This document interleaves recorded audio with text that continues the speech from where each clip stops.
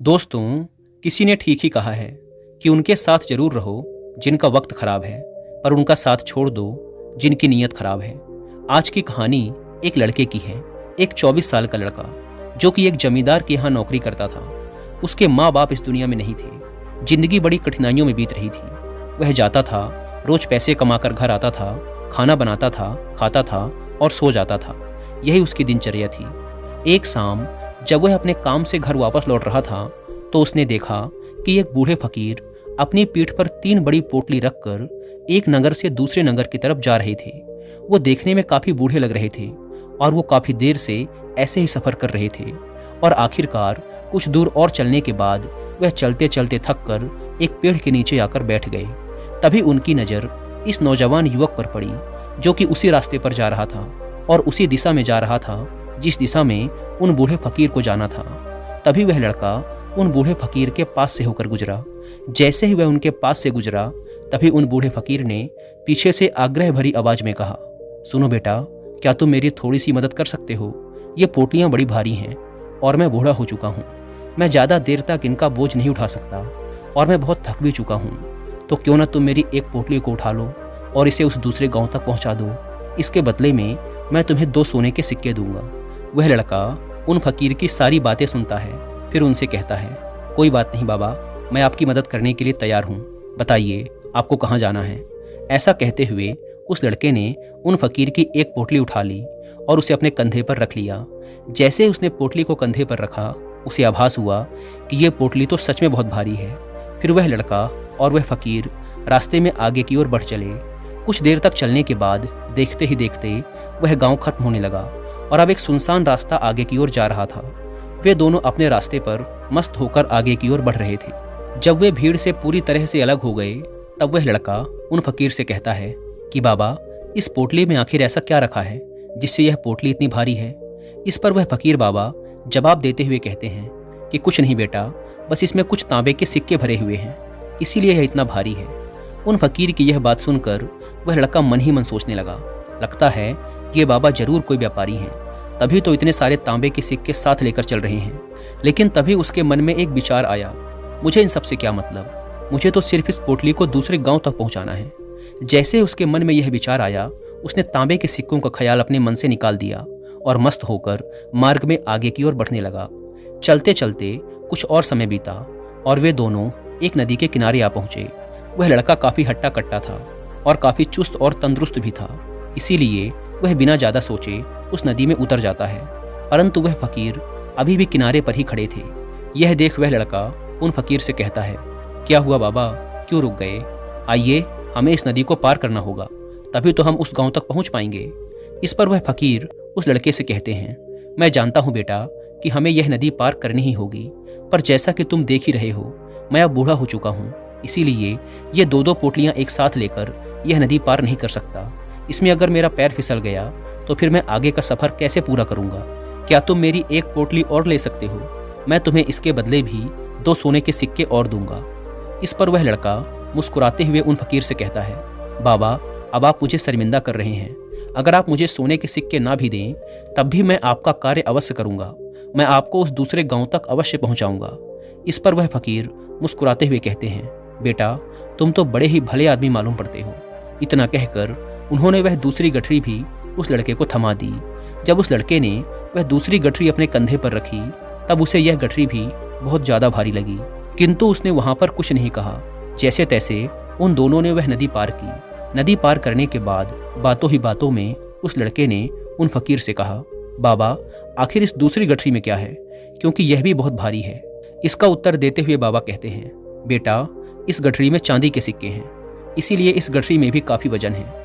उन फकीर की ये सारी बातें सुनकर अब उस लड़के का दिमाग तेजी से काम करने लगा था। वह सोचने लगा, एक गठरी में तांबे के सिक्के हैं और दूसरी में चांदी के। ऐसा लग रहा है जैसे ये फकीर बाबा बड़ी दूर से आ रहे हैं और इन्होंने अपनी सारी जमीन जायदाद बेचकर यह सिक्के इकट्ठा किए हैं, इसीलिए तो यह इतना धन साथ लेकर चल रहे हैं।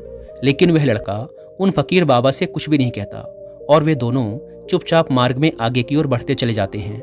कुछ देर चलने के बाद आगे फिर एक सुनसान रास्ता आता है। उस सुनसान रास्ते पर आते ही उस नौजवान लड़के के मन में तरह तरह के विचार उठने लगे। वह सोचने लगा, अरे यह तो सुनसान रास्ता है। अगर मैं ये सिक्के लेकर यहाँ से भाग जाऊँ तो ये फकीर भला कब तक मेरे पीछे भागेंगे। मुझे नहीं लगता कि ये मुझे कैसे भी पकड़ पाएंगे, और यहाँ कोई है भी नहीं जो इनकी मदद कर पाए। और वैसे भी ये बहुत सारे सिक्के हैं, मैं इनसे एक अच्छी दुकान खरीद सकता हूँ और खुद का व्यापार भी शुरू कर सकता हूँ। और वैसे भी ये बूढ़ा फकीर अब इस धन का क्या करेगा, इससे अच्छा तो मैं ही इसे ले लेता हूँ। वो लड़का ये सब सोच ही रहा था कि तभी उसे खुद पर आश्चर्य हुआ।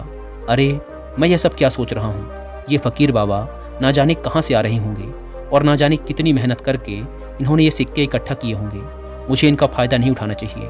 नहीं नहीं, मुझे ऐसा नहीं करना चाहिए। उसने कुछ देर के लिए तो अपने मन के विचारों पर काबू पा लिया, किंतु कुछ देर बाद देखते ही देखते उसके मन के लालच भरे विचार उस पर हावी होने लगे। वह लड़का 2 पोटलियां लेकर उन फकीर के पीछे पीछे चल रहा था। कुछ दूर और चलने पर रास्ते में एक पहाड़ी आई। उसे देख वो फकीर बाबा उस लड़के से कहते हैं, बेटा, ये पहाड़ी मैं नहीं चढ़ पाऊंगा। मैं काफ़ी बूढ़ा हो चुका हूँ और मेरे घुटनों में भी दर्द रहता है। यदि तुम मेरी यह तीसरी गठरी भी ले लो तो मैं तुम्हें 2 सोने के सिक्के और दूंगा, लेकिन याद रहे इसे कहीं गिराना मत, ये कहीं खुल ना जाए। यह बात सुन वह लड़का उन फकीर से कहता है, क्यों बाबा, आखिर इस गठरी में ऐसा क्या है? इस पर वह फकीर उस लड़के से कहते हैं, बेटा, इसमें सोने के सिक्के हैं। यह सुन वह लड़का मन ही मन बहुत प्रसन्न हुआ। उसने चुपचाप वह तीसरी गठरी भी उन फकीर से ले ली और दोनों बिना कुछ बोले आगे की ओर बढ़ चले। अब वह फकीर बिना कोई वजह लिए आराम से पहाड़ी की चढ़ाई चढ़ रहे थे, लेकिन वह नौजवान लड़का जो कि पीछे था वजन के कारण बहुत धीरे धीरे चल पा रहा था। लेकिन जब से उसने सोने के सिक्कों का नाम सुना था उसका मन तो छलांगे मार रहा था। वह मन ही मन सोच रहा था कि अगर ये सारे सिक्के मुझे मिल जाएं तो मेरा जीवन तो बड़ी आसानी से कट जाएगा। वैसे भी ये फकीर तो बूढ़े हो चुके हैं, भला इन्हें इतने धन की क्या आवश्यकता, इनका जीवन तो वैसे भी कट ही चुका है। मैं एक काम करता हूँ, ये सारा धन लेकर यहाँ से भाग जाता हूँ। लड़के के मन में अनगिनत विचार चल रहे थे। लड़के का मन अब उसकी बुद्धि पर पूरी तरह से हावी हो चुका था। उस लड़के का मन अपनी बात को सही साबित करने के लिए उसे कोई भी तर्क दे रहा था। और तभी उसके मन में एक और विचार उठा, और अब की बार वह लड़का यह सोच रहा था कि लगता है ये फकीर बाबा कोई चोर हैं, नहीं तो इनके पास इतने सारे सोने के सिक्के कहाँ से आए। अगर ये कोई व्यापारी होते तो ये इस तरीके से पैदल यात्रा तो नहीं करते, और अगर इनके पास इतना सारा धन था तो ये कोई न कोई साधन भी अवश्य करते। लगता है ये कोई चोर है, और चोर का धन चोरी करने में भला कौन सी बुराई। यह सोचता हुआ वह लड़का अब काफ़ी तेजी से ऊपर की ओर चढ़ रहा था, और देखते ही देखते वह फकीर से आगे भी निकल गया।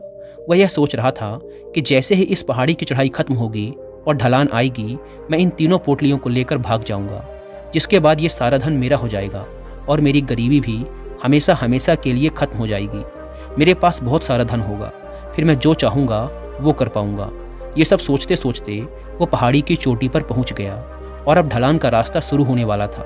तभी वह लड़का उन फकीर की नज़रों से बचता हुआ तीनों गठरियाँ लेकर तेजी से भागता हुआ आगे निकल गया। अब उसे अपना शरीर बहुत हल्का महसूस हो रहा था, जैसे कि उसे उन तीनों गठरियों का वजन तक ना मालूम पड़ रहा हो। काफ़ी देर तक दौड़ते भागते, लोगों की नज़रों से बचते बचाते वह सुनसान रास्तों से होता हुआ किसी तरह अपने घर पहुंचा। उसकी खुशी का कोई ठिकाना नहीं था। उसने सोचा, क्यों ना मैं जल्दी जल्दी इन सभी पोटलियों से सारे सिक्के निकाल कर उन्हें कहीं छुपा दूं। यह सोचकर जब उसने गठरी खोली तो पहली गठरी में उसे जंग लगे हुए लोहे के सिक्के मिले। यह देखकर उसे अपनी आंखों पर विश्वास नहीं हुआ। इस पर उसने तुरंत ही दूसरी गठरी भी खोल डाली। इस पर भी उसे जंग लगे हुए लोहे के सिक्के ही मिले। यह सब देखकर वह लड़का बड़ा हैरान हुआ। उसने मन ही मन कहा, आखिर यह सब क्या हो रहा है? उन फकीर ने तो मुझसे कुछ और ही कहा था। अब उसने वह तीसरी सोने वाली गठरी खोली, उसमें भी लोहे के जंग लगे सिक्के ही निकले। यह देखकर वह लड़का बड़ा क्रोधित हुआ। आखिर उन फकीर ने मुझसे झूठ क्यों कहा? उन्होंने ऐसा क्यों कहा कि एक गठरी में तांबे के सिक्के हैं, दूसरी में चांदी के और तीसरी में सोने के? वह यह सब सोच ही रहा था कि तभी उसकी नज़र उस गठरी के अंदर पड़े एक पत्र पर पड़ी। उसने तुरंत वह पत्र उठाया और पढ़ने लगा। उस पत्र में लिखा था, यह पूरा नाटक एक ईमानदार व्यक्ति की खोज करने के लिए रचा गया है। मैं इस राज्य का राजा हूँ, मेरी कोई संतान नहीं है, इसीलिए मैंने यह षड्यंत्र रचा है ताकि मैं अपने राज्य से किसी एक ऐसे ईमानदार व्यक्ति की खोज कर सकूं जो मेरे बाद इस राज्य का राजा बन सके और राज्य भार को संभाल सके। और इस राज्य भार को वही संभाल सकता है जो पूरी तरह से ईमानदार हो, जिसके मन में किसी प्रकार का कोई लालच ना हो। पत्र पढ़ते ही वह लड़का जोर जोर से चिल्लाने लगा और अपना सिर पकड़कर बैठ गया। वह यह जानता था कि अगर वह अपने मन के विचारों पर नियंत्रण कर लेता तो उसका जीवन बदल सकता था, लेकिन अफसोस कि वह अपने मन के विचारों पर नियंत्रण नहीं कर पाया। दोस्तों, महात्मा बुद्ध कहते हैं कि विचार ही सब कुछ हैं। जैसा हम सोचते हैं वैसे ही बन जाते हैं। इसीलिए हमारा सबसे बड़ा दुश्मन भी हमें उतना नुकसान नहीं पहुंचा सकता जितना कि हमारे मन के ये अनियंत्रित विचार पहुंचा सकते हैं। महात्मा बुद्ध कहते हैं कि अपने मन को ध्यान से देखो। हमारे मन में जो विचार चलते हैं वही विचार शब्द बनते हैं और विचार ही कर्म के रूप में प्रकट होते हैं। बार बार दोहराने पर कर्म आदत में बदलता है और समय के साथ धीरे धीरे यह आदतें हमारे चरित्र का गठन करती हैं और आगे चलकर यही चरित्र हमारे भाग्य का निर्माण भी करता है। इसीलिए हमारा अपने विचारों के प्रति सजग रहना बेहद आवश्यक है। हमारा जागरूक रहना बेहद आवश्यक है। हमारा इस पर ध्यान देना जरूरी है कि हमारे मन में किस तरह के विचार उठ रहे हैं। आगे महात्मा बुद्ध कहते हैं कि कमजोरी हमेशा छोटे विचार से शुरू होती है। छोटा विचार एक बीज की तरह होता है और अगर समय रहते इस विचार रूपी बीज को नष्ट ना किया जाए तो यह छोटा सा विचार बहुत ही जल्द एक विशाल वृक्ष का रूप ले लेता है और हमारी बुद्धि की सोचने और समझने की क्षमता को पूरी तरह से नष्ट कर देता है। इसीलिए जब हमारे मन में पहली बार कोई गलत विचार जन्म ले तभी उसे जड़ से उखाड़ देना चाहिए, अन्यथा वह बहुत ही जल्द एक विशाल वृक्ष का रूप ले लेगा और हमें किसी न किसी गलत राह पर ढकेल ही देगा। फिर हम चाह कर भी उसे रोक नहीं पाएंगे। लेकिन अब प्रश्न ये उठता है कि हम अपने मन के विचारों को कैसे नियंत्रित करें। हमारा मन तो इतना शक्तिशाली है, इतना चंचल है कि वह किसी न किसी तरीके से हम पर हावी हो ही जाता है। हम चाह कर भी उस पर नियंत्रण नहीं रख पाते। इस प्रश्न के उत्तर में महात्मा बुद्ध हमें 2 बातें बताते हैं। पहली बात, सही इरादा विकसित करो। कई बार आपने देखा होगा कि आप बोलना कुछ और चाहते हैं लेकिन बोल कुछ और देते हैं, क्योंकि आपके मन के भीतर जो कुछ बसा हुआ है वही आपके मुख से बाहर भी निकल रहा है। लेकिन जब हमसे वह गलती हो जाती है तो उसके बाद हमारा मस्तिष्क अच्छी तरह से काम करना शुरू कर देता है। हम अपने सोचने और बोलने के प्रति सजग हो जाते हैं और इसी अवस्था में हमें एहसास होता है कि हमसे गलती हो गई है और फिर हमारा मन दुखी हो जाता है, वह पश्चाताप से भर जाता है। और इस दुख और पश्चाताप से बचने के लिए महात्मा बुद्ध हमें सही इरादा विकसित करने के लिए कहते हैं। और ऐसा करने के लिए जब भी आप कोई कार्य करने जा रहे हों तो सबसे पहले आपको स्वयं से पूछना चाहिए कि जो कुछ भी मैं करने जा रहा हूँ इसके पीछे मेरा इरादा क्या है। क्या मैं दूसरों को दुख पहुँचाना चाहता हूँ, दूसरों को नीचा दिखाने जा रहा हूँ, या मुझे दूसरों को और खुद को ऊपर उठाना है। खुद से सवाल कीजिए, खुद को सचेत कीजिए। जब आप इरादों के प्रति सचेत होने लगेंगे, जब आप विचारों के प्रति जागरूक होने लगेंगे, तभी आपके अंदर सकारात्मक ऊर्जा का प्रवाह होगा। तभी आप सकारात्मक इरादों से जुड़ने लगेंगे और आपके अंदर बैठी हुई नकारात्मक ऊर्जा और नकारात्मक इरादे दिन प्रतिदिन कम होने लगेंगे। परंतु स्मरण रहे, आपको यह हर दिन करना होगा और आपको हमेशा इस बात का ध्यान रखना होगा कि आपको केवल अच्छा सोचना है और आपके इरादे हमेशा सही होने चाहिए।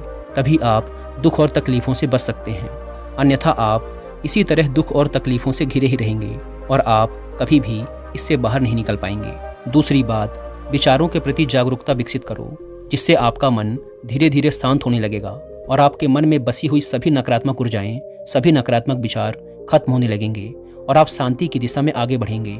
और आपको इसके लिए सिर्फ इतना ही करना है कि इस पल में जो कुछ भी घटित हो रहा है आपकी आंखों के सामने, आपके अंदर जो कुछ भी जैसा भी चल रहा है, बस उसे देखते रहना है।